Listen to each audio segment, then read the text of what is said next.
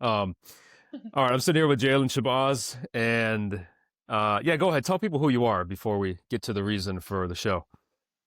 So I'm Jalen Shabazz. I'm a strength and conditioning coach, um, former track athlete, former Olympic weightlifter. I still do that stuff, but I'm not very competitive after the Mm. incident. Hmm. Okay, so I was actually sent your video. I had seen it though because it was a while ago, but someone sent me the video and was like, whatever, watch this quad tendon rupture. So I just clicked on it and I messaged you right away, and I'm like, hey, you want to do a podcast? So yeah, Mhm. you had a bilateral quad tendon, right? Quad tendon Yep. rupture. Yeah. Um, okay, let's go to the day of. So going in that session, what exactly happened? Now it's really weird because there's been other days where I've probably not warmed up at all or I didn't feel good and I still went through with the session. That day, I probably took the most lifts that I've ever taken, like leading up to a bigger lift. I was just feeling good. I didn't even have knee sleeves on. Like I was pain free that day, like not a single ounce of pain. I'm like, man, this is a good day. And then it wasn't. It just went down for a jerk, and I just like I can't even explain it. It didn't even hurt. I just didn't know what happened. I just ended up on my back. I was like, what the? Yeah, and then so was there like a noise when you popped them? Yeah. I literally thought that the floorboard, like I thought the wood from the platform like broke underneath me. I didn't know it was my legs until like I was on my back and I'm like, fuck. Like I'm thinking I got hurt because the floor broke. And I'm like trying to move my leg and I literally couldn't move my legs. And I had there was like some physical therapists and stuff in the gym that came over and they were like pressing and they were like, oh, that's not good. And they were like, well, can you stand up and can you do this? And I was trying to move my leg and I'm like, I can't move it. Like, I don't know why. I just can't move it. And they kept looking at each other and they were like, yeah, that's not good. And So from there, yeah, what do you do? Did you have to go to the hospital right away?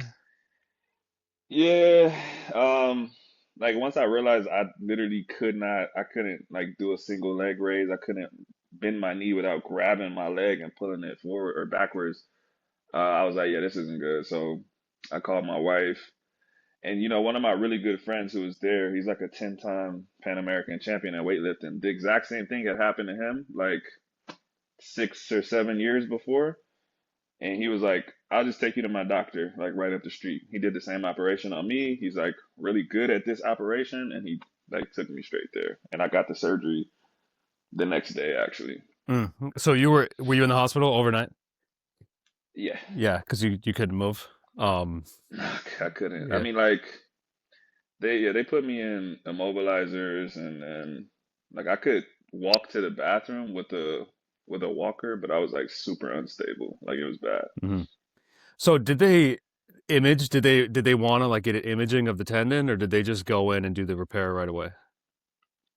The guy who had so the lead doctor, I don't know medical terminology, but the guy who was doing the surgery, the surgeon, he came in, pushed his thumbs in there, and was like, "Oh yeah, that's exactly what I thought it was." But he was like, "Let's do the MRI just to confirm." And then like we did the MRI, and he said nothing else was messed up. He was like, "Man," he was just like, "Just your quad tendons, no ACL, no nothing." He was like, "I don't know how you fell like that and didn't mess anything else up," but he was like, "I just gotta go in and just put your quad tendons back on." And Hmm. Do you so. do you know what he did in the surgery? Did you get any? Yeah. I don't, man. You know what? I kind of regret not asking more questions, but I don't want to say depressed, but I was so like sad and upset and thinking that I was like never gonna walk again and stuff. I'm like, yeah, whatever, man. Like, if you can do something that's gonna get me like on my feet again one day, like go ahead and just do it. So I really didn't ask any questions. I just kind of asked like, do you think I'm gonna walk and stuff again? And he's like, yeah, you'll be. He's like, you probably shouldn't do this stuff anymore, but he's like, you'll be normal again. He's just like, it just takes like, a year for you to get kind of normal. And I'm like, damn, a year? I'm like, that can't be true, but it was true. Okay, so you get out of surgery, and then what do things look like then? Um, Immediately after surgery, they actually released me later on that day. They told me I was gonna have to stay for a couple of days, but They let me go that day, and I had to keep my legs straight for like 2 weeks. I want to say I wasn't allowed to bend it at all. So I had to sleep with immobilizers on. Like my wife had to help me every single time I went to the bathroom because like you don't really think about like sitting down until you have to, right? So I had to like hold my wife's hand, hold the door like with my legs straight, and like lower myself onto the toilet and stuff. It was very stressful. But after 2 weeks, I started physical therapy, and it was just mainly like just a lady just trying to get my range of motion back. So every day we would bend it just a little bit, and she had a little chart from the doctor that would say how many degrees she could push it every week and stuff like that. So yeah, it was mainly just trying to get the range of motion back, and then I would say like 8 to 12 weeks later, somewhere in between 8 to 16 weeks, we started actually like doing stuff like stepping up onto a stair and like trying to do squats like onto a really high bed and stuff like that. So, Mm. but at first we just had to make sure that we didn't damage the surgery. So they said until like 16 weeks, or it was 12. I can't remember now. Uh-huh. Somewhere between 12 and 16 weeks, they're like, it's a successful surgery and you're not going to have to get it redone. So they're like, just try not to fall, try not to do anything crazy before then. So I was being like super conservative with my approach and like just laying in the bed for the most part. And so you work as a strength coach. So were you Yes. able to keep doing that? Yeah. So kind of a little bit of backstory. I was living down in South America. I was in Colombia training and training with weightlifters down there. So once I got hurt, I wasn't going to train them in person anymore or doing anything in person. So I was just only training my online clients. So that was like all I had at that point. Hmm. Hmm. Okay, so you get done with like that, whatever, 12, 16 weeks and then you start getting to like more intense loading. Were you doing all this with physical therapy, or when did they release you to start doing some things on your own? So I was doing that physical therapy stuff probably, yeah, until like 16 or so weeks. And then I actually came back to America like as soon as I felt like I was gonna be able to make it through an airport. Um, because I was like, man, I don't know if I'm gonna be able to like walk through the airport. I don't know if I can sit out on the plane because there was a certain degree that I couldn't bend my knee. Like it wasn't like, oh, it hurts. It was like I can't. Like even if I like try to force it, it's like stuck, you know? So I was like, I don't want to like get to the plane and then I can't bend my knee enough to get into the seat and I have to like ask for help or some weird shit. I don't know. So I was just like, when I can do that, then I'll go home and get my family to help my wife, and so she won't have like all of that burden. So it was like, yeah, somewhere between 4 and 5 months. Then I went home, and from then I was by myself. So I started like just trying to go a little bit harder on the squats and stuff. I would like hold on to a banister like the in the hallway and like lower myself down as far as I could into a squat and like stand up from there and then start like releasing the pressure a little bit every week just until I got to the point that I could do like a body weight squat onto a target by myself with no assistance, and I would just keep progressing from there, just Hmm. doing more and more and more. Did you you said there was a range that you just couldn't bend it. It didn't hurt at all. Did you have much pain during the rehab process? Yes, the the beginning only when I was doing the physical therapy because like if it was up to me, I would have never got my fucking range of motion back, bro. Like I kept thinking like this lady is gonna snap it off again. Like she was pushing and she's like, no, you gotta go a little bit further. Like we're not making the progress that we should. And I'm like, this hurts, man. I don't know if this is supposed to be like this, but I talked to the doctor, I talked to some other people, and they're like, yeah, like it's just like that. It hurts. But they're like, she's not, they essentially said she wasn't strong enough to re-rupture it. They're like, right after the surgery, they manually push her leg to like 90 degrees or something like that to make sure everything's good. And they're like, so you can get back there um, during rehab. Hmm. So yeah, it definitely hurt though. Hmm. Definitely hurt. After that, so after you got that range of motion back and you started loading, was there pain associated with that when you got back to loading, or how did it feel? No, no, no. There was no pain. Actually, I was I would say I was in pain for so long that I didn't realize that I was in pain before I got hurt, right? And so after the surgery, once I started like squatting again and jogging and stuff, I'm like, you know what, actually like this actually doesn't hurt. Like I'm doing stuff and it just feels fine. Like there's the muscular pain of doing the stuff, the fatigue, but I was in like serious pain before that injury, but I just kind of it just became normal, so I didn't realize how much pain I was in. Yeah. Okay. Okay. We'll get to the pre-injury. I guess once we finish this whole rehab journey. Because yeah, the pain thing is interesting. It's like some people say pain is protective and it'll avoid tendon ruptures because you don't load, and then you have days where you don't feel pain, and maybe there's higher risk of rupture. But the so you said you started doing like holding on to that banister, doing squats, and you started loading the squats. What'd your rehab look like? Was someone helping you out with this, or were you just doing it at that point? Were you just doing it all yourself because you're a strength coach?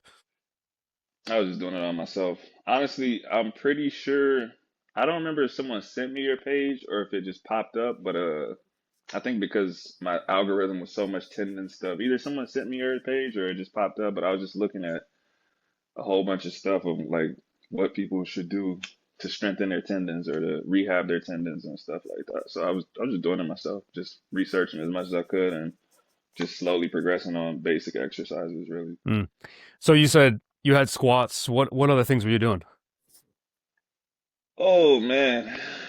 Eventually once I didn't feel so like again, let me backtrack a little bit. I never did a leg extension in my entire life. Why?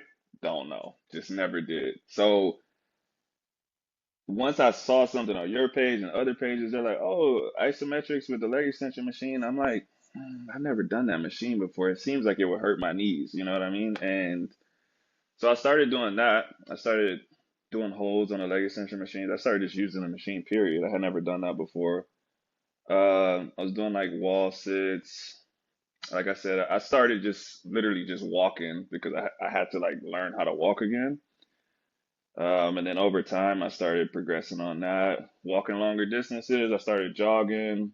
Um, but yeah, I mean, I kept the weighted exercises pretty basic. I've always been pretty basic with weights though. Like even when I was a competitive Olympic weightlifter, my coach, he's a Hall of Famer. His name is John Thresh. He's just like clean and jerk, snatch. We don't need to do a whole bunch of variations. Like you need to squat, you need to pull, and you need to do the competition lift. So I'm not a big variety guy. Yeah. As far as like hinging, deadlifts, when were you able to start doing that? Was that something that was like much better Oh, that tolerated? was yeah, that was super early because yeah, I don't really sit super deep when I deadlift anyways. So I was like I think the first time I went back into the gym, I think I pulled like over 405 just because I didn't have to use my legs like that much and it didn't feel like anything was gonna happen to my legs because they're just like a slight bend, you know. Hmm. So I have like I'm also like a huge deadlifter too though, so Yeah, yeah. I'm like Um, I got the deadlift build. yeah. So your thing is the Olympic weightlifting. And I've seen in your videos you have some videos doing cleans again. When did you start putting those back in? What was that like? Uh, I don't have a time frame for you. It was kind of super random. There's just a bunch of stuff that I just wanted to. Eventually, I said I was gonna go back to doing everything, even if I didn't get back competitive with it. Like I don't know if I'm ever gonna want to do weightlifting competitively again, but I just said like I don't want it to scare me for the rest of my life. So I said I'm gonna start front squatting. I'm gonna start doing power cleans. Eventually, like when I stop being so scared, I'm gonna try to like catch the clean and ride it out. And just one day, I don't know, I just went in there and I was like, I'm gonna do it today, as long as it doesn't hurt. And I did it. And so I just been slowly going back up on those. And like I said, if I make it back to a level that's like semi-competitive, that's cool. But I don't think I'm gonna go into it as a competitor right now, not with that mindset. Yeah. Is the reason you just don't want to re-rupture? Yeah, even if not a re-rupture, I'm sure it's kind of hard to be like to be competitive, you have to sacrifice, right? If you just do like a normal amount of stuff, you'll be like everybody else, you know. You're just not gonna make it out of sports at a high level without something happening. Obviously, like you can manage the injuries and whatever, but yeah, I mean, being competitive is like what put me there in the first place. So I Mm-hmm. don't know, man. I don't know. We'll see. That motion, so you tore it when you were dipping down in the jerk, right? That was the Hmm. position you tore it, and you've tried this since. You've done jerk since. Yes. Um, Yeah, that's the scariest thing to do. Yeah. yeah. So how did you work into that? Were you doing like body weight first? Were you doing like empty barbell? Were you doing it like slower, or how do you must have had a lot of hesitation? Yeah, I think the good and bad thing about me is that I just say like if it's gonna happen, it's gonna happen, and as long like I just started doing it again. I definitely was doing it slower unintentionally, but I just went back to doing it empty bar, um, and like I just slowly put more on there. Same thing. I think like knowing the situation and how I got injured, I know more or less why it happened. So I'm not actually scared of it happening right now. I think if I was suffering from knee problems again, then I would be more scared of a re-rupture. But at the moment, I'm not too scared about it. I got some trauma. I know my body remembers, so I definitely get nervous when I'm doing those actions. But mentally, I'm not thinking like, oh God, I think it's gonna re-rupture right now. So Mm. I just go do it. So you said that guy when you tore it, you had a guy there that had done the same thing. Mhm. What was he? Had he worked back up to full competition? Yeah, yeah, yeah. He was back on the international stage. But the thing is, he also got another surgery after that. Not for his quad tendon, for something else. I can't remember what his next surgery was, but yeah, like I said, competitive weightlifting is it's just tough, you know. Just like most sports, if you're at the top, it's just rough, you know. So Mm-hmm. I don't know. I don't know if I want to do it. So going back to, you said you had to relearn walking. What was that? What was that walking like early on? Man, it's weird because your brain knows how to do everything already, but it's like my legs weren't my legs. I was like, you know, my body was scared to like flex my knee, so I was walking all stiff, and I had started walking in physical therapy, and she would tell me like, you need to, bend your knee, you need to like try to walk with a normal gait, and I'm like, I'm trying, bro. It's just it's just not that easy, you know. So I was walking super stiff. I was kind of like waddling, and I was basically one of the things that helped me was if I would walk on a treadmill and kind of turn the speed up, it would force me to walk with a normal rhythm. So I started doing that. But yeah, it was tough. There's a lot of buckling at first. There's a lot of instability just from, the surgery and not having walked for months. So I would like take a step and it would like literally feel like I was gonna fall over. So that was scary. Yeah. And you're back to running now. So how'd you build up to running?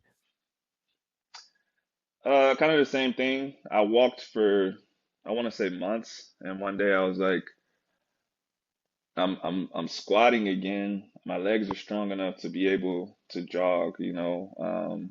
I just need to start doing it. So I would at the same park that I was walking at, there's like light posts. They're probably like 20 yards apart or something. I was just like, I'm just gonna jog from this light post to the next one. It was like the slowest jog ever. It felt like I was walking, but just went one light post. Like 2 or 3 days later, I tried it again. Went two light posts. It just kept building it like that, and eventually, like once I uh got to the point where I was like running past the last light post, and then I started doing it timed. I was saying I'm gonna try to run for like 2 minutes straight, 3 minutes straight, and just kind of built it up from there. So now, oh, last weekend I ran 6.5 or 7 miles. So I'm like running again. I'm running. Yeah, and it feels natural.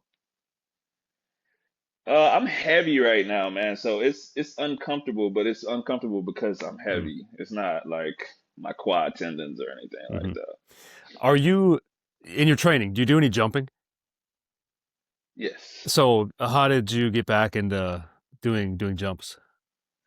Man, you know what? That's the toughest thing, and that's still the toughest thing. I don't know why. Jumping is scarier than like lifting with the barbell. I don't know why. It feels like something's gonna happen or I'm gonna miss the box or something like that. But at first the hardest part was just landing. It was like I couldn't find a good way to land. So like it seemed like I should land with my knees bent, but that was like scaring my body more than landing with my legs straight. But I was like, I don't want to be like jumping high and like coming down with like super straight legs, you know? So that was the weirdest thing for sure. It's still kind of weird, but I would just in the gym, I couldn't start jumping on boxes. So I would get like a 45 plate, like this high, and I would jump onto that. And I would just try to like land softly, jump, and then I would put another 45 plate on, and like I just kept doing that until it was like roughly the height of the lowest box in the gym. And I was like, all right, I think I can probably clear this box now. Mm.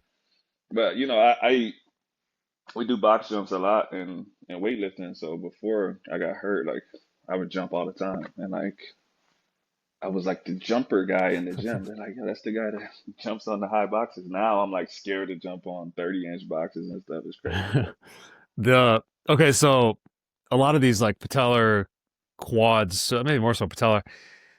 When you're doing like split squats, lunges, when that leg is in the back and really stretched out, that can really not feel that good. that What's it doesn't like for feel you? good. Yeah. Yeah, I've been trying to figure out how to work that out.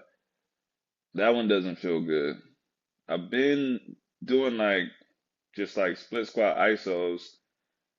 Doesn't feel horrible, but trying to like go any deeper, it doesn't feel good at all. Hmm. And so that was like, so when I'm a split jerker, but when I came back, I've been doing power jerks because I'm like, if it doesn't feel good with just my body weight, I don't want to be putting it like under load. So I recently did some split jerks and it didn't hurt, but I'm still kind of cautious because, like I said, I know even when I'm just sitting in that position with my body weight, it doesn't feel great. So I don't know. I probably just need to do it more. Hmm. Maybe. Did you have a meeting? You had your surgery. It wasn't in the States. It was in Colombia. No, I was in Colombia. So did you have meetings afterwards with the surgeon to like have updates or? Yeah, I think so they were the meetings were frequent and then they became less frequent. So I think I had to go back in 2 weeks after, then 2 weeks, and then a month, and then a month. So it was like that. And he would just ask me, was I in pain? And he would um, kind of push the leg himself and see if it hurt and see if it went as far as he thought it should. And he'll be like, okay. And he'll like make me do a straight leg raise and leg extensions and just looking for himself to just make sure everything was good. And he would press with his fingers and make sure nothing was separated. And he would say, okay, like you're good. Yeah, okay. They never had to go back and image it. Nah, they didn't. Okay. All right, let's go back. Um, kind of before it happened. So we had a phone call the other day. You were telling me about your background as a kid because I think not necessarily your case. I think a lot of people end up damaging their tendons from like overuse as children or overuse in college, and then like maybe it stays in the tendons or maybe it accumulates and then later in life you can have like a significant injury. So, yeah, what was your background like athletically growing up from being a kid? So I literally played every single sport. Like my dad was really big on me being a super athlete. So I played basketball all the way up until I graduated. Like I could have went to college for basketball or track, but I picked track. So I played basketball. I ran track. I played baseball until I was in ninth grade because I was playing too many sports, so I had to drop baseball. So basketball, baseball, cross country. I dropped football at the same time that I dropped baseball. So I mean, I played everything, and I boxed too. So doing a lot of stuff, probably too much, Mm. you know. And then you did track in college. Yes. And before I went to college, so I had to basically miss a year of sports because so going into my junior year, my sophomore year, going into my junior year, I was training for the Junior Olympics, and I was doing my cross country practices in the morning, and then I was going to train by myself in the evening on the track. And I started developing this weird pain in my calf, and I just thought like I was having like a calf strain or something. And then I went to the Junior Olympics, and like on the final 100 of the race, my shit just snapped, and I had to like hop to the end on one leg. I went to the doctor, and he's like, "Oh yeah, you had a stress fracture that I basically almost split all the way through," but he said it was like hanging on. He was like, "If you just basically stay off of it, it'll heal itself in a couple months, and you'll be good." So I I had a stress fracture in my fibula. So I have done stuff to myself Yeah. before from doing too Yeah. much. Not the first time. You were a sprinter in college? I was a mid-distance runner that dropped down to the sprints, Mm, yes. okay. And you tell me on our call that you've had this quad tendon pain has been like off and on for a long time before the rupture. Yeah, but not when I was a runner. Um my track career ended due to me, but I pulled my hamstring multiple times on the right side. And the last time it was bad, and I was kind of like I'm just done, man. Like I'm tired of doing rehab. I'm tired of coming back and pulling it like the second meet I come back, and I just was like I felt like it was a sign for me to stop. But when I was rehabbing the last time, the trainer at my college was like into lifting, and he was making me do like some power cleans and stuff. I'm like, I kind of like this stuff, so I started lifting more, and then that's what led me to weightlifting. And so my knees never hurt when I started weightlifting. What I think happened was I had, for whatever reason, maybe it was, so I switched. We didn't say this on the podcast, but I switched to the reserves from active duty. And like 2 weeks out of the year, I would have to go do army stuff, and I couldn't lift or whatever. And one of those times, I came back after the 2 weeks, and I kind of jumped straight back into training, and I aggravated my knee. And ever since then, I've had problems with either one knee or the other one. And so I think I just jumped back into training too quickly, and it would switch sides. I would baby this one, then we'll go to this one. Baby this one, we'll go to the other side. And that was like a 4 or 5 year thing leading up to the rupture. Okay. And that pain, was it on the quad tendon or above the kneecap? It was like, yeah, it was directly on the kneecap. Honestly, that's what it felt like to me. Hmm. Um, but it would kind of move. It would be in different places. And like looking back at it, like I would do some really stupid stuff. Like I'm just thinking about the last few years because I was competing so much.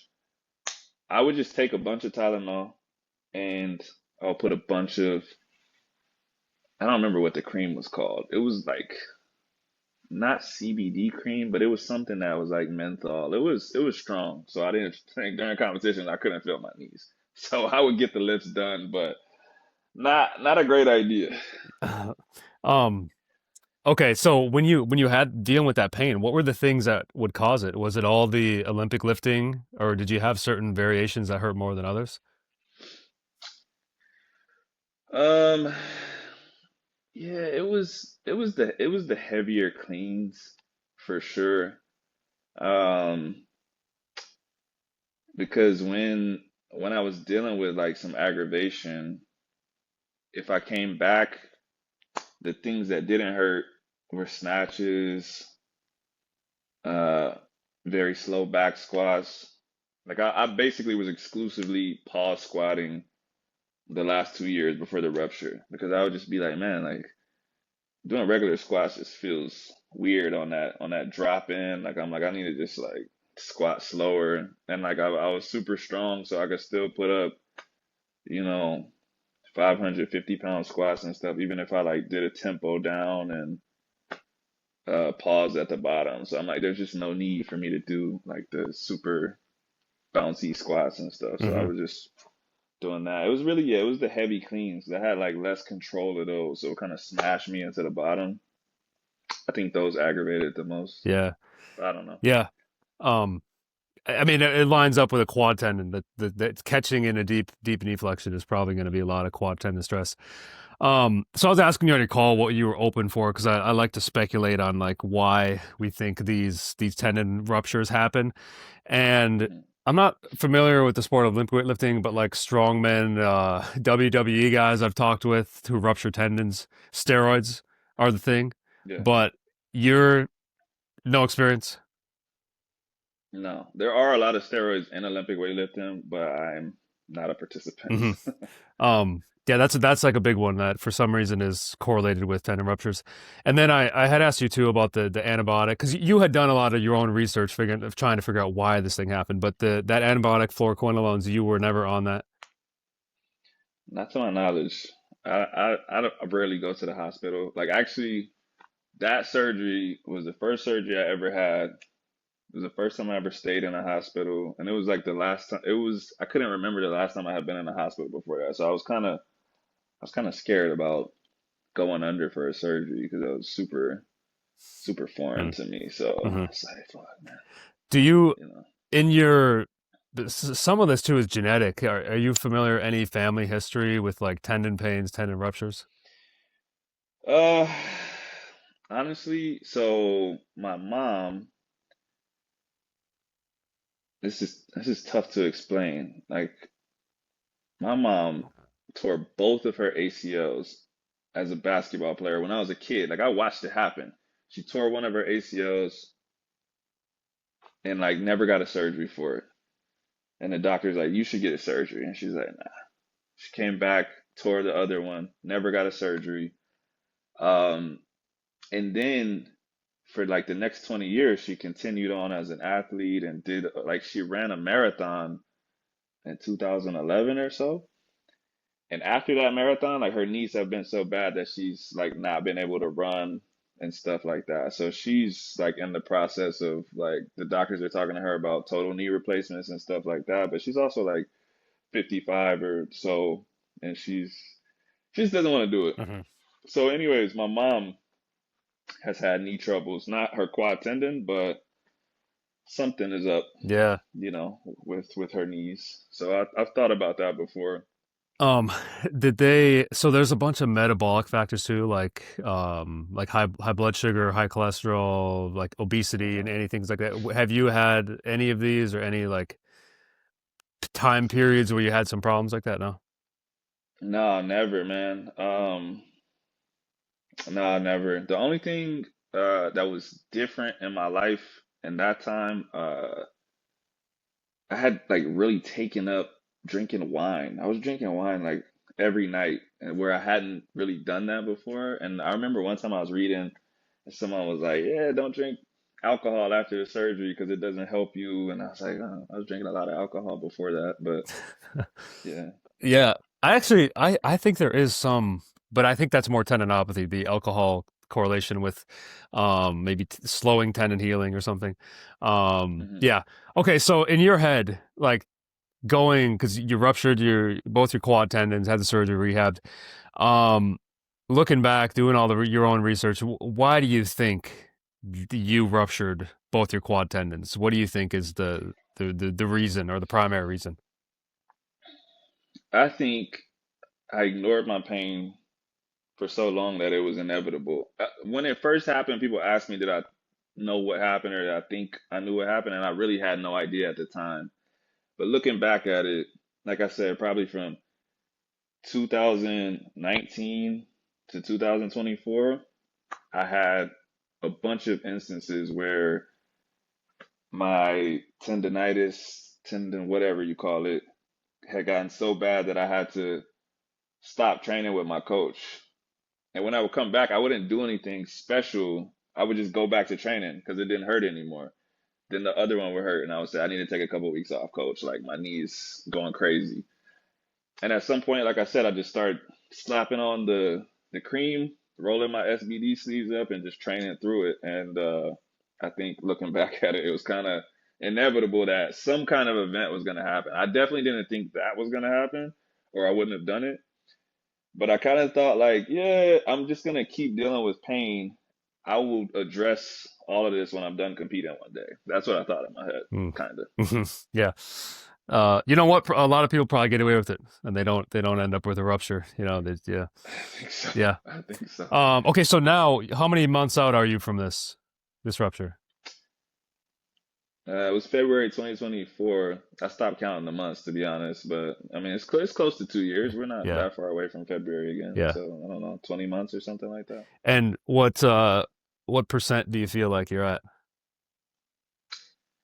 If we're talking about Like like, yeah, maybe like how happy you are with where you're at, because you kind of have changed your goals, saying like I'm not going to get back to full competition, but yeah, well, I think I think I'm like somewhere between 85 and 95%. I think I guess I don't know what 100% is. I don't know what that looks like. I'm not 100% of my old self, but I would have to get back into training mode to be that, right?